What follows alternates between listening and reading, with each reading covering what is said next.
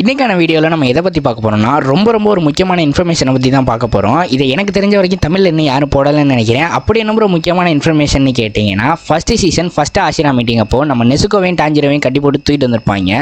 அப்போ எல்லா ஆஷிராவும் அமைதியாக இருந்திருப்பாங்க. அப்போ நம்ம சனாமே மட்டும் ஃப்ரண்ட்டில் வந்து அவரோட கையை கட் பண்ணி காமிச்சிருப்பாரு.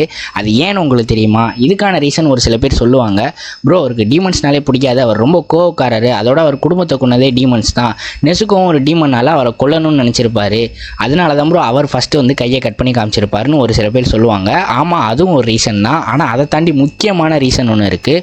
பிகாஸ் சனாமே கிட்டே இருக்கிறது மரேச்சிங்கிற யூனிக்கான பிளட் டைப். அந்த பிளட் டைப் 100ல் ஒருத்தருக்கு தான் இருக்கும். ரொம்பவே ரேரான பிளட் டைப். அது வச்சிருக்கவங்கள டீமன்ஸ் விடவே விடாது. டீமன்ஸுக்கு அது ஒரு ட்ரெஷரான பிளட் டைப். ஏன்னா ஒரு மரேச்சி பிளட் டைப் வச்சிருக்கவனை சாப்பிட்றது equal to 100 normal blood type வச்சிருக்கவனை சாப்பிட்றதுக்கு சமம். ஈவன் நம்ம கொக்குஷிபு கூட நம்ம சனாமையோட ரத்தத்தை பார்த்தாங்கள 1 செகண்ட் பாஸ் ஆகிருப்பார். 1 செகண்ட் பாஸுங்கிறது ஃபைட்டில் எவ்வளோ மேஜர் டிஃப்ரென்ஸை கொடுக்குங்கிறது உங்களுக்கே தெரியும்.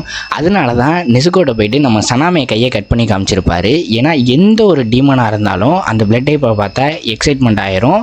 அதுங்களை கண்ட்ரோலே பண்ணிக்க முடியாது, ஒரு குஷியாயிரும்னு கூட சொல்லலாம். அந்த லெவலுக்கு ஒரு ரேரான பிளட் டைப் தான் இந்த மறைச்சி பிளட் டைப். இருந்தாலும் நம்ம நெசுக்கோ எப்படியோ டேக்கிள் பண்ணி அதுலேருந்து தப்பிச்சிட்டாங்க. இந்த இன்ஃபர்மேஷன் முடிச்சிருந்தால் மறக்காமல் லைக் பண்ணுங்கள். அப்போ தான் தெரியாதவங்களும் இந்த இன்ஃபர்மேஷனை தெரிஞ்சிக்க முடியும்.